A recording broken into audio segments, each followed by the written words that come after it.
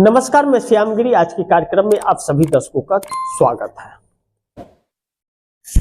नीतीश के खेल में फंस गए मोदी और शाह।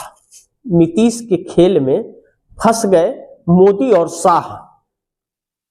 मोदी का इस्तीफा होगा। एनडीए सरकार फंस गई जाल में।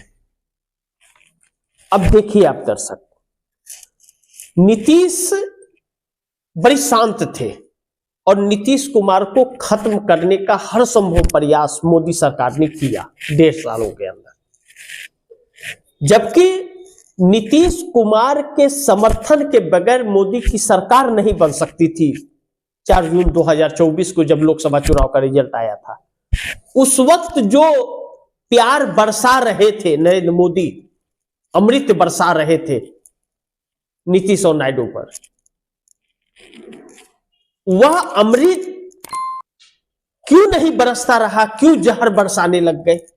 यानी कि नीतीश कुमार की ही पार्टी को खत्म करने लगे, तोड़ फोड़ करने लगे। संजय झा, ललन सिंह को अपनी तरफ खेमे में कर करके पार्टी तोड़ने और छीनने की साजिशें रची जाने लगी। यानी कि चाल, चरित्र और चेहरे में भाजपा के फर्क है। जो दिखती है वह है नहीं। मोदी जो बोलते हैं वह करते नहीं, याद भी नहीं रहता, और जो करते हैं वह दिखता नहीं और बोलते नहीं। लेकिन कहते हैं कि हर बुराई का अंत निश्चित है। थोड़ा वक्त लग सकता है लेकिन अंत तो निश्चित है। जैसे यह पृथ्वी, लोक में जो भी आता है, जन्म लेता है, वह मृत्यु को जरूर प्राप्त करता है। यह शास्त्र भी कहते हैं। यहां अमर नहीं है कोई, और इंसान के हर कर्मों का हिसाब यहीं पे होता है। तो अब मोदी का हिसाब शुरू होने जा रहा है। नीतीश ने जो खेल शुरू किया है, तो जिस तरह फंस रहे मोदी और शाह, अंत ही है। क्योंकि स्पीकर पद को लेकर के बात लड़ाई छिड़ी और समर्थन वापसी तक बात पहुंच गई। लेकिन नीतीश कुमार ने झुकने से इंकार कर दिया अमित शाह के सामने कि मैं आपके सामने झुकने वाला नहीं हूं, आप मेरे मोहताज हो, आपके मोहताज हम नहीं है। लेकिन इसमें सबसे महत्वपूर्ण यह है कि भाजपा के हाथ में बिहार न जाए, सबसे बड़ा प्रयास यह है।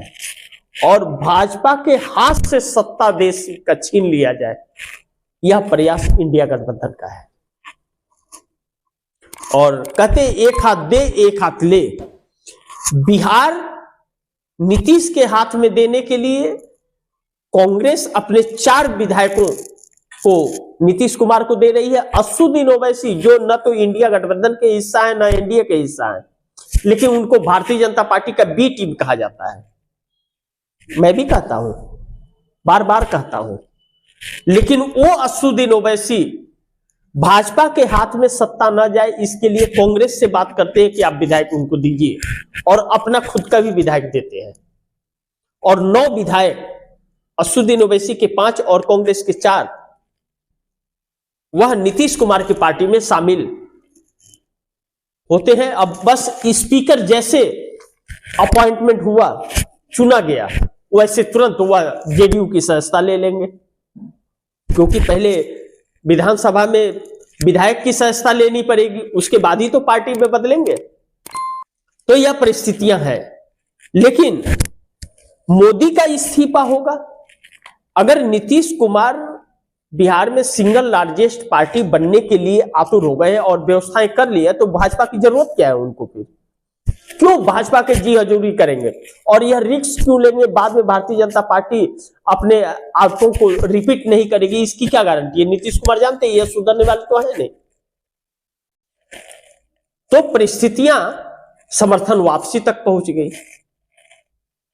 अब भाई कांग्रेस या असदुद्दीन ओवैसी अपने विधायकों को अपनी पार्टी से उनकी पार्टी में ज्वाइन करा रहे हैं अगर दे करके, और नीतीश कुमार भी तोड़ नहीं रहे, सहमति से ले रहे हैं।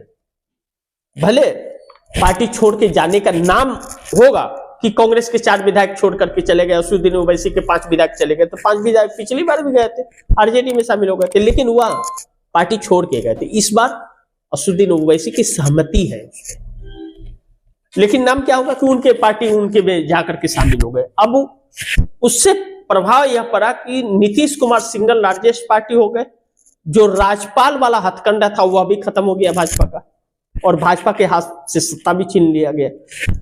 नीतीश कुमार ने अफसरों का तबादला भी कर दिया, जबकि गृह मंत्रालय सम्राट चौधरी के पास है, यानी कि पावर सम्राट चौधरी का छीन लिया गृह मंत्रालय। तो भाजपा तो तिलमिला सी गई है।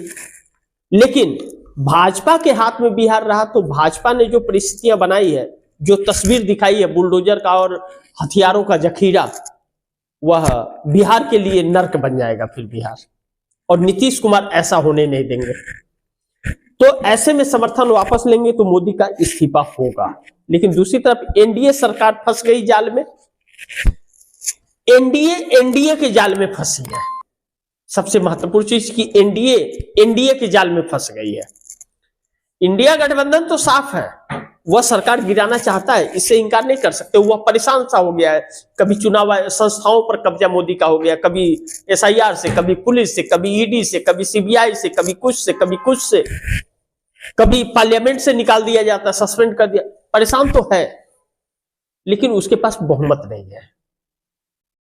उसके लिए नीतीश नायडू की जरूरत है, और अब वह मौका आ गया है जब भाजपा नीतीश नायडू को ही तोड़ने का प्रयास कर रही है, सिंधु को प्रयास कर रही है, तो अब यह साथ छोड़ते नजर आ रहे। तो एनडीए के जाल में ही एनडीए फंस गया, यानी कि।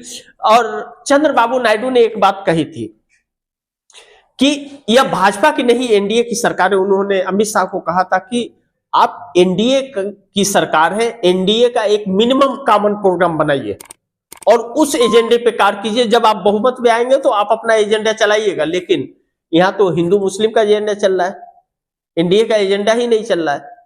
तो यह परिस्थितियां जो है ना, यह बहुत भयावह और डरावनी हो गई है। यानी कि कुल मिलाकर के यह कहा जाए कि नीतीश कुमार अब मोदी सरकार को छोड़ने वाले नहीं है। मोदी सरकार को उखाड़ के कुर्सी से फेंक देंगे, या सत्ता से उखाड़ करके नीतीश कुमार फेंक देंगे। ठान लिया है नीतीश कुमार ने, तो इनकार नहीं किया जा सकता। बाकी आप दर्शक क्या सोचते हैं, आप दर्शकों की राय क्या है, यह कमेंट बॉक्स में जरूर कीजिएगा। लेकिन खेल अभी बहुत बाकी है, खेला बड़ा वाला हो बे। आपने चैनल को सब्सक्राइब नहीं किया, सब्सक्राइब कर लीजिएगा, दोस्तों से भी कराइएगा सब्सक्राइब। अपनी राय कमेंट में जरूर दीजिएगा। मिलते हैं अगली खबर के साथ, तब तक के लिए नमस्कार।